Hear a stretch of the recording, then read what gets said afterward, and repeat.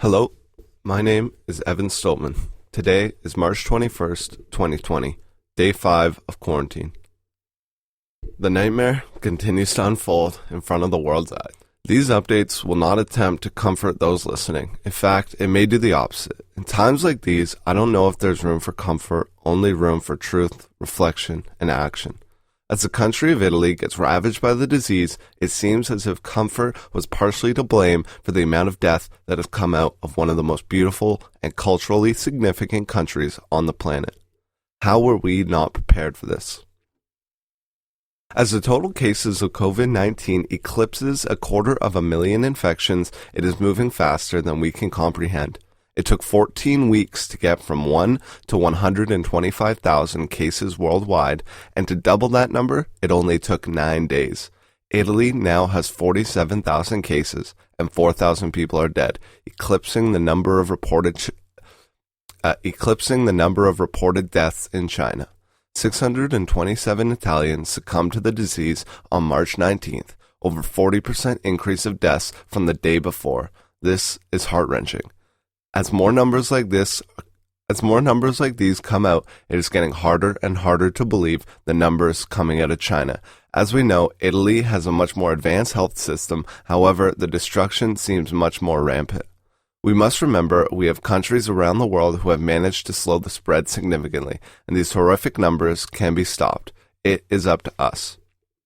Even with the horrifying accounts coming out of the hardest-hit countries, Canadians and Americans seem to still be taking this situation lightly. Yesterday in Toronto, a crowd gathered as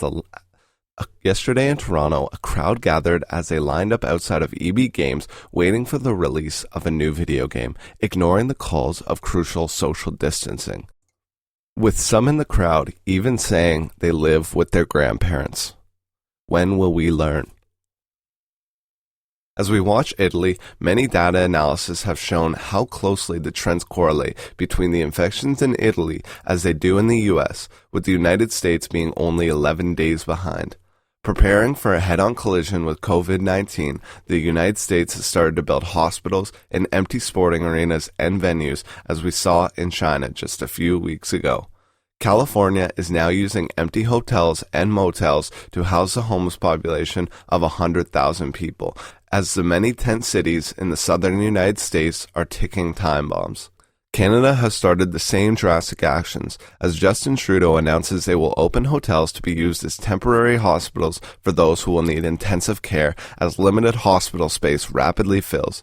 Countries who have had incredible responses to this pandemic are now reaching out to the world to help. Taiwan should be massively credited for the ability to stop the spread of COVID-19 within their country, and now they have a chance to help.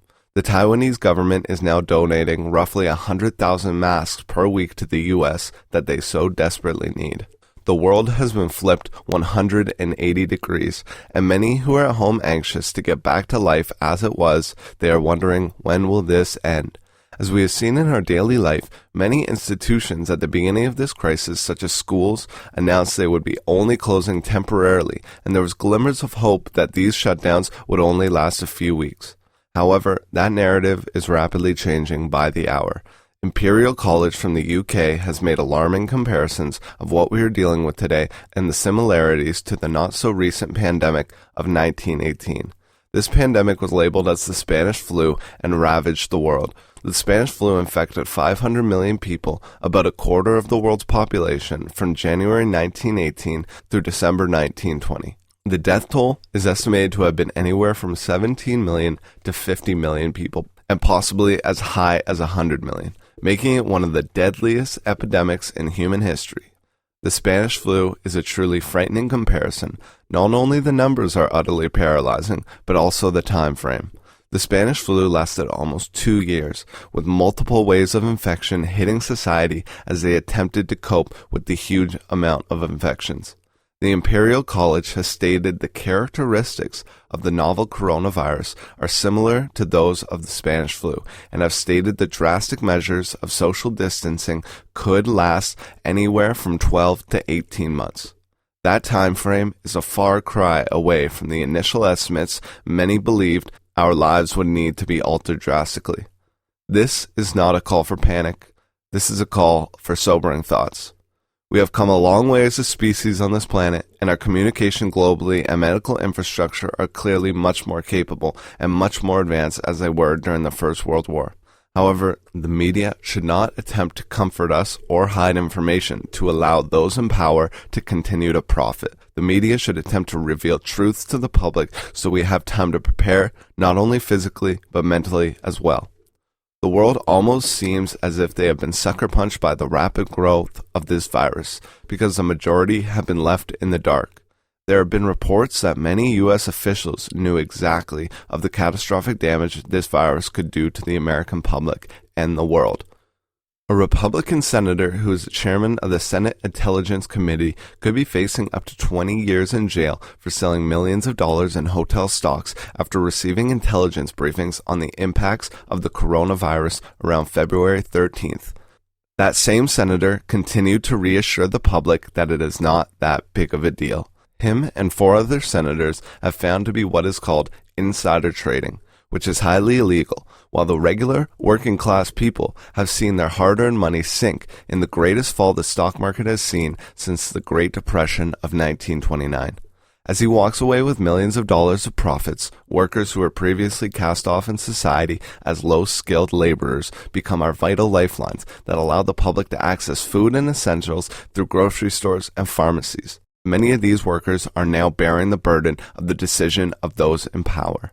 As this pandemic is shaping up to be a grueling fight that will not only test the structures we have built modern society upon, but also will test each of us as individuals and a species as a whole. We no longer have the distractions of everyday entertainment and social interaction. We are being confronted with darkness and must be prepared to not fall victim to our mental fragility, as our society and our loved ones need us.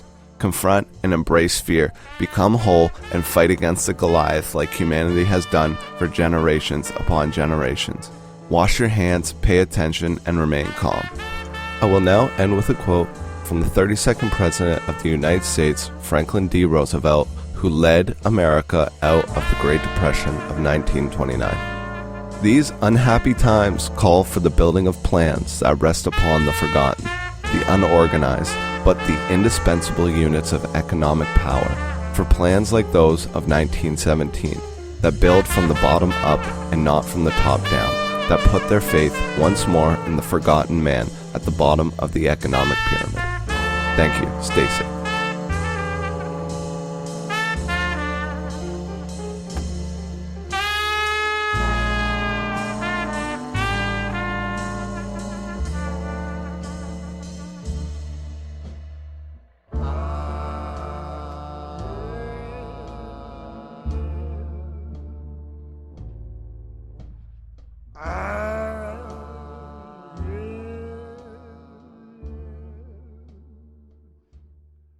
I went down.